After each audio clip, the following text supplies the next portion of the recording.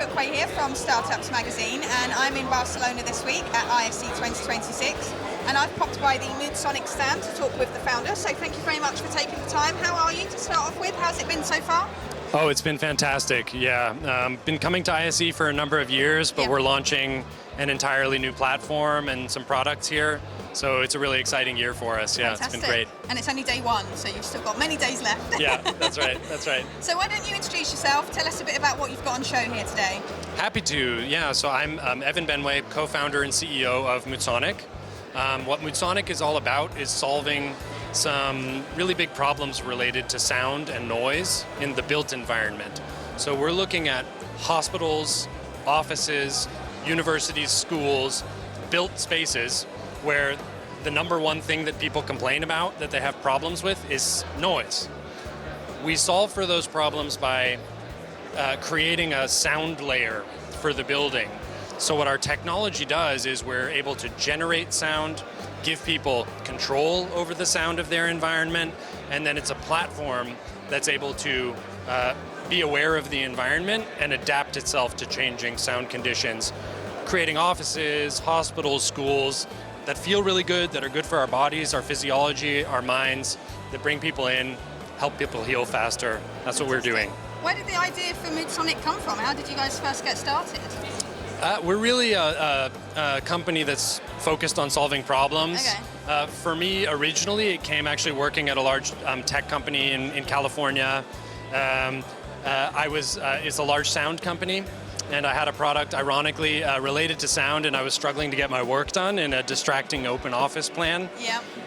Most of us are familiar with that issue. That was the original genesis of the idea. And then, ultimately that led me out of that sound company to found Moodsonic, to build the right company and software to deal with it. Excellent. And tell us about the rest of the journey. What have you guys been up to the last couple of years, and what stage are you at today? Are you still prototyping? No, so we're in market today. Fantastic. So you hear my American accent. We're actually a UK trading company, and we're very global with our footprint. So where we are today is we're in our third year as a company. We have quite large global clientele, so we do a lot in workspace. Large companies like GSK or SAP, CBRE, Elevance Health, big companies. Also small companies whose names wouldn't be meaningful to many people. Public schools, community health centers. We've been doing a lot of work recently in hospitals, so doing longer term, clinically valid research, helping patients to recover faster from surgery. We have patients feeling less pain. We've been doing work in cancer hospitals where recovery metrics are improved, so sound's a big deal. So we're at that stage. We've got really significant traction now in the marketplace. We've been taking on our first institutional investment to scale the business up. And here at ISE, we're also announcing a partnership with Blue Sound Professional. They're a large manufacturer of audio hardware products, making it simpler to deploy Moodsonic as an end-to-end platform at scale. And what's your plan for the rest of 2026 into next year? Where would you like to be this time next year? Yeah, so we have quite a lot of growth ahead of us. So with the Blue Sound Professional partnership and the Moodsonic powered by Blue Sound Professional product, essentially halves the cost of deploying Moodsonic, making it extremely compelling compared to what people have been doing historically. So we already have quite a large pipeline of opportunities then that's coming for that. So we're seeing in 2026 fundamentally we're managing a lot of growth in the commercial offices where we're active. Yep. We're in healthcare. We're going from the first clinically valid studies and pilots now to large-scale deployments. So going from a couple patient rooms to 30-story hospital tower in that domain, for example. And then now we've been training architects on designing with sound. They've never been able to do that before. Yeah. And we have projects now in schools, in some universities, which is coming from that work as well. Yeah. You've got so much in the pipeline. It's going to be a great year for you by the sounds of it. Yeah. Okay. So here we're looking at the Moodsonic platform. We're live here at the offices of AKRF in New York City. So we're able to see a zonal floor plan. And in each of these zones, we see we've got different soundscapes that are playing. So in this zone, we have a particular soundscape.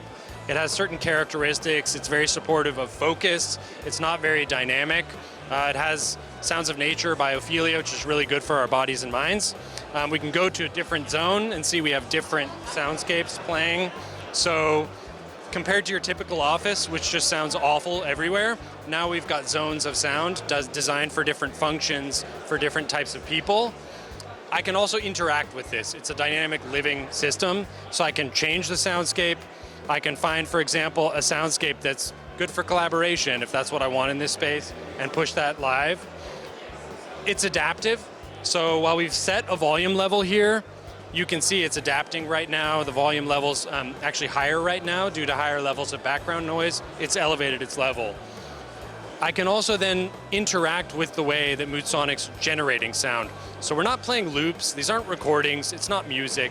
This sound is being generated in real time, and I can change how it generates. So we've got birdsong happening, and maybe I don't want birdsong in this area.